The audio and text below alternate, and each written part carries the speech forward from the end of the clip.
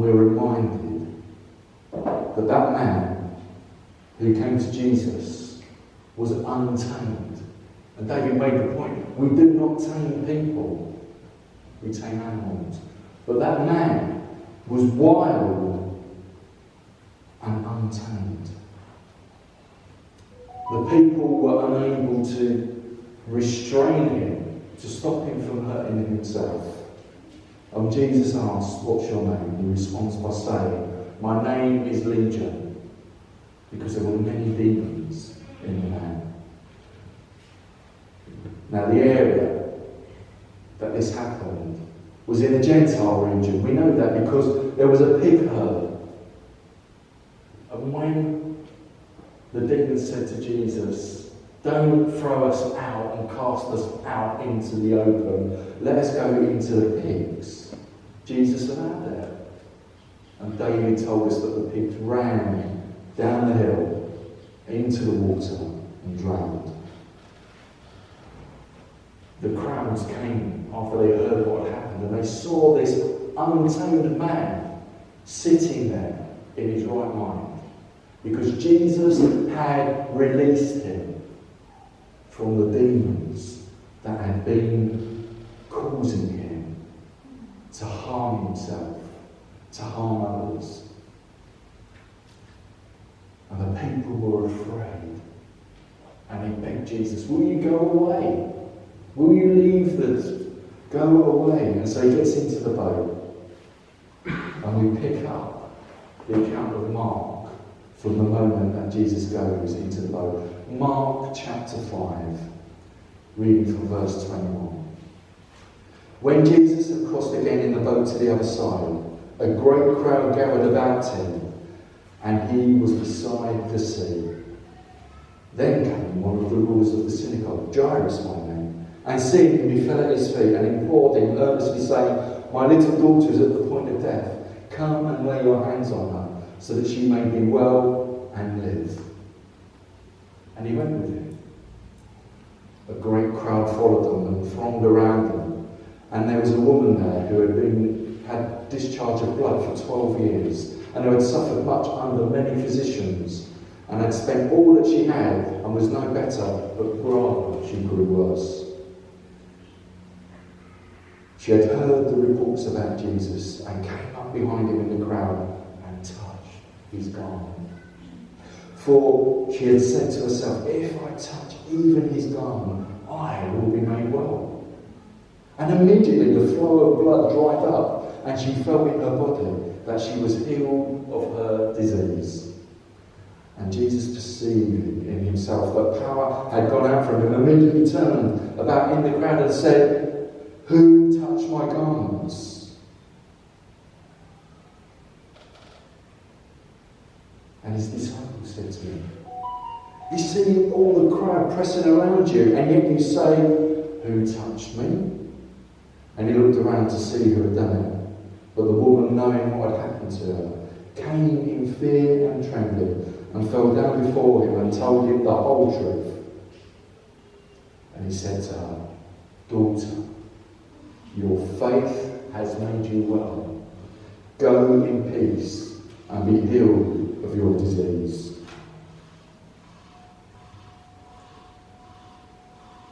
Imagine the picture. Jesus arrives with his disciples on the shore.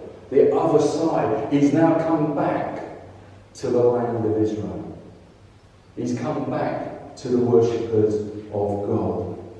And as he gets out of the boat and he steps out onto the shore, the crowds have heard that Jesus has arrived. And they start gathering and they're coming. Why? Because they want to hear what he's got to say. And maybe he might bring healing to them. You see, Jesus had both the Word and the Spirit in tandem. Wherever Jesus spoke the good news of the kingdom, he didn't leave people in their need. He brought healing of all diseases, of sicknesses. Last week we looked at the fact that he released the man from a legion, an army of demons, so that he was in his right mind. And here the crowds were coming to see what Jesus might do here and now. They're pressing around.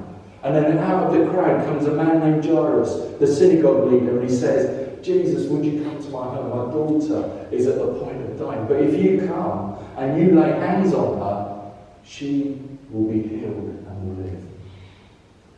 We read that Jesus agrees and he's going with Jairus to his daughter's room in the home.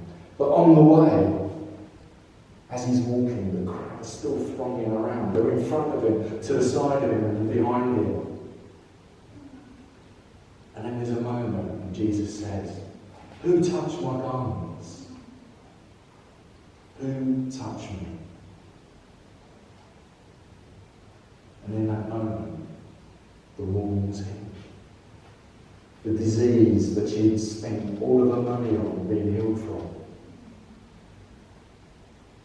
and in that moment of touching Jesus' garment, she received God's love, compassion, but more than that, she received what she needed. She received total and utter healing. And Jesus says, who touched my clothes?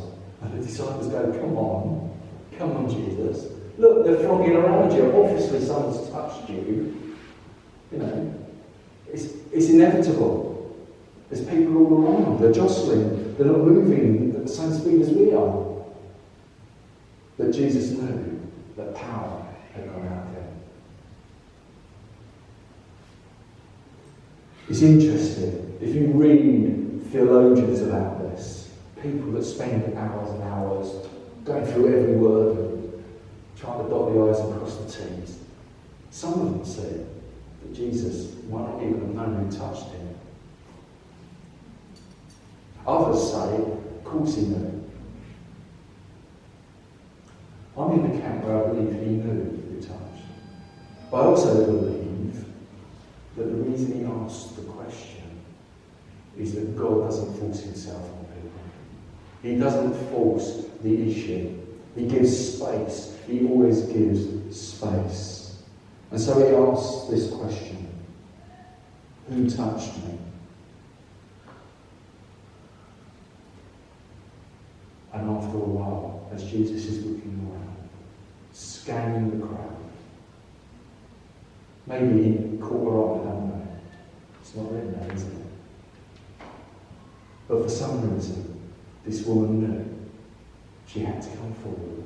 And she comes forward and she falls at Jesus' feet, trembling with fear. What might he do to me? He's asked the question, who touched me? Maybe he is really angry. Some people believe that God is really angry with them. I don't see that in the Gospel. I don't see it even in the Old Testament. Yes, God gets angry at our actions. But he never really gets angry with the people. He always has a love. And this event in Jesus' life is one of my favourite events because it speaks at a number of levels. And my prayer is that this morning it will speak to you as well. So what can we this morning see from this account of this healing? I want to say, I believe, that desperate situations often lead to desperate actions. Desperate situations will often lead to us making desperate actions. This woman had been cursed for 12 years with bleeding. In her society, this was a real issue. You see, as a woman who was bleeding, she would have been ceremonially unclean. And not only was she unclean, but anybody she came into contact with became unclean as well. And because it was a consistent, continuous bleed, she never had those moments of being ceremonially clean. And so she would have been shunned. Firstly, probably by her family, then by her neighbours, and then by wider society. She would not have been allowed to enter into any type of worship of God. She would have been marginalised, pushed off to the side. She'd spent all of her money. But she got worse rather than better. And she's heard Jesus has arrived on the shore. And so she joins the crowd and hopes in desperation that maybe this Jesus, who she's heard heals many, maybe he might be able to heal me.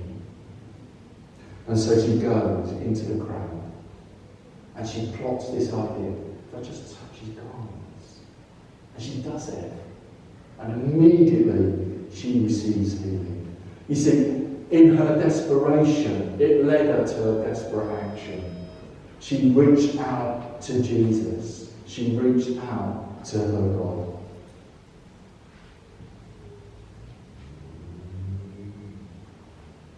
In her desperation, she reaches out to Jesus.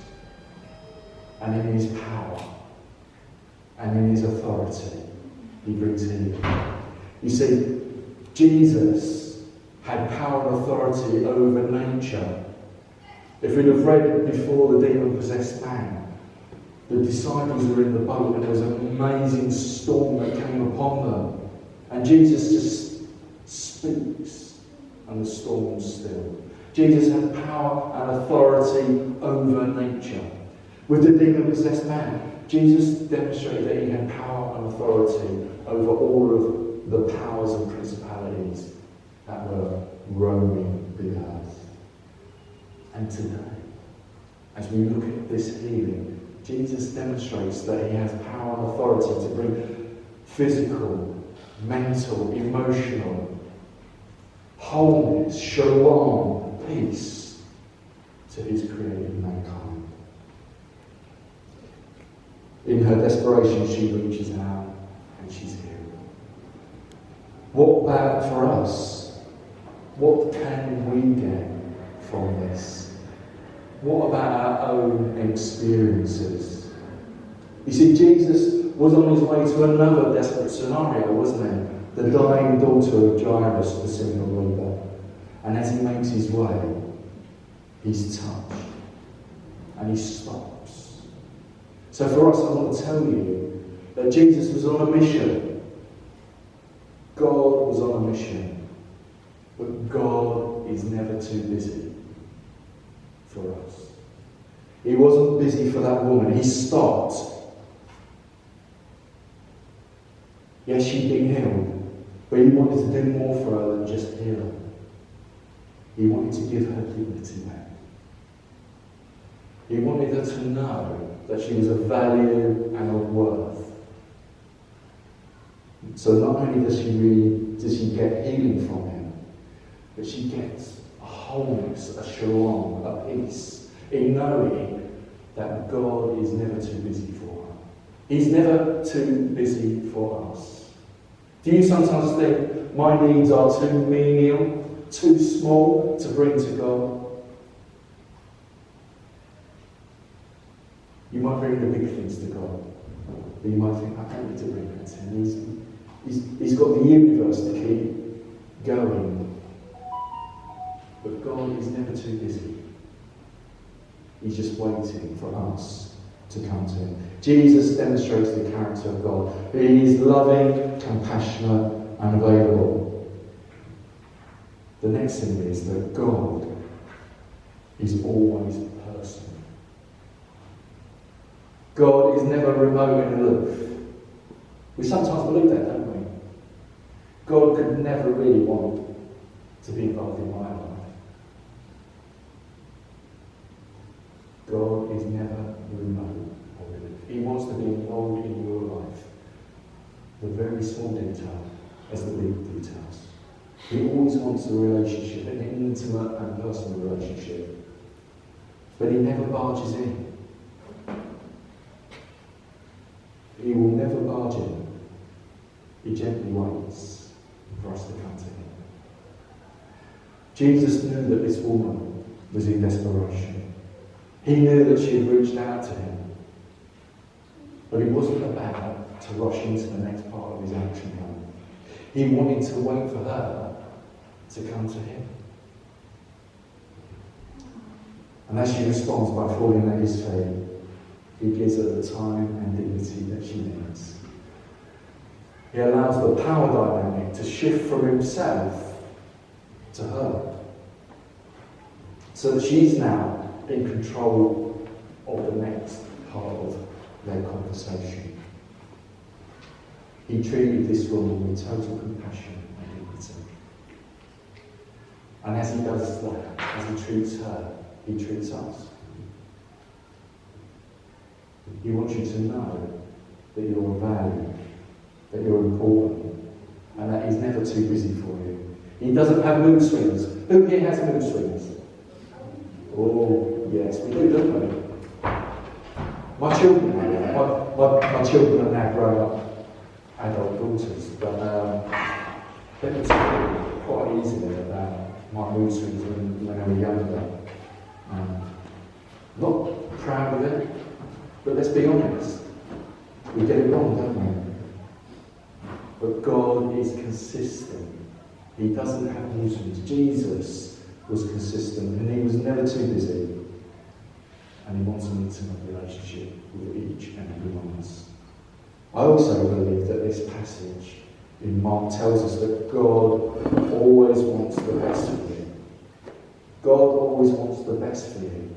That doesn't mean he's always going to give you what you're wanting and what you're asking for, but that he wants the best for you. Sometimes what we want is a limit on God. He wants to potentially give you more. Other times, he wants to say, no, I can't give you that because that might be bad for someone else. Or he might say, actually, I can't give you that because it's bad for you. Yeah? So when Vic was praying about his new car, you didn't get a Porsche, did you? No. You got a Kia, sport on. Hello, everybody. So God will not give us our desires if they're not aligned to his kingdom values. I believe that God is waiting for us to come to him so that he can shower us with every good gift that he has available from his resources in heaven. He wants to shower us with good gifts. Now, I'm not teaching prosperity gospel. Please hear that. I don't believe you can name it and claim it. But I do believe that when we have a need and we bring it before the throne of God,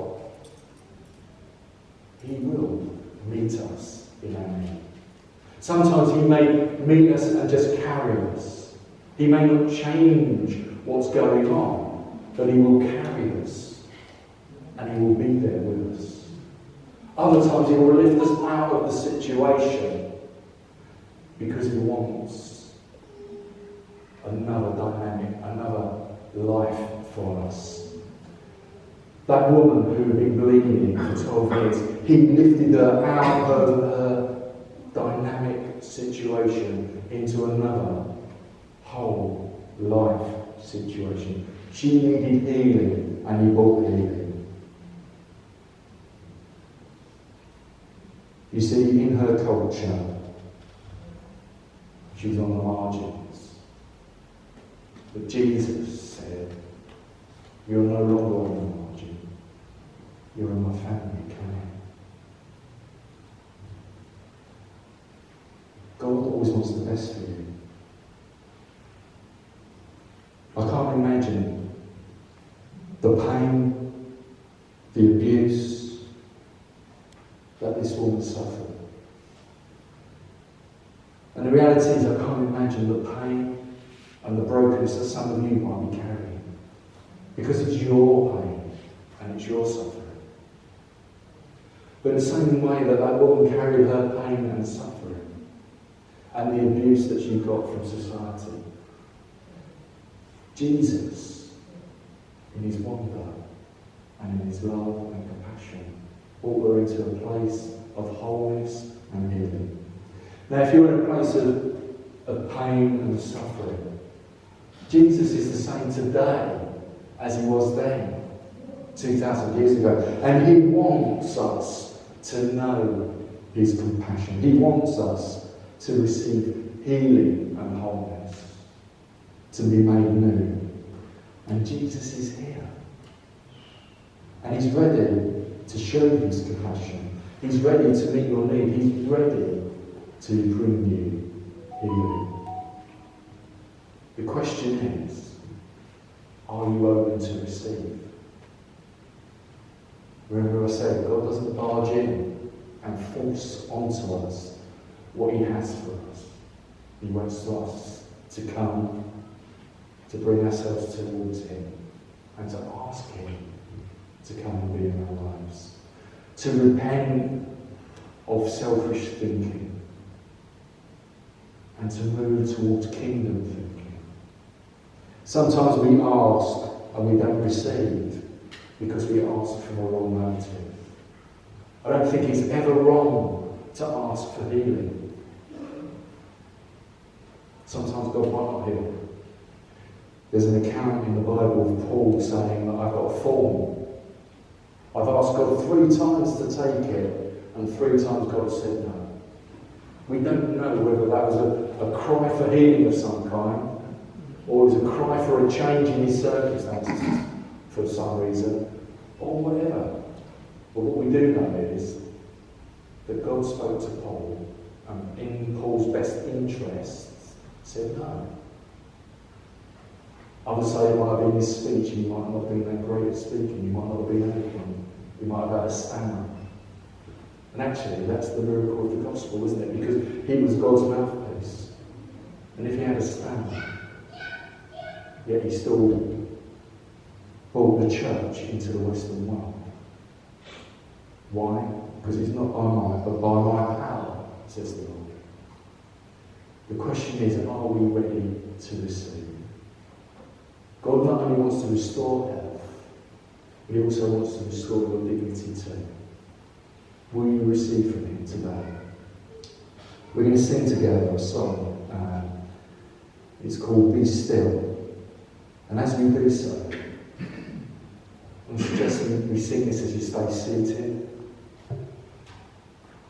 If you have a need and you want God to meet that need, in the moment of singing this song, just articulate that in your hearts to him.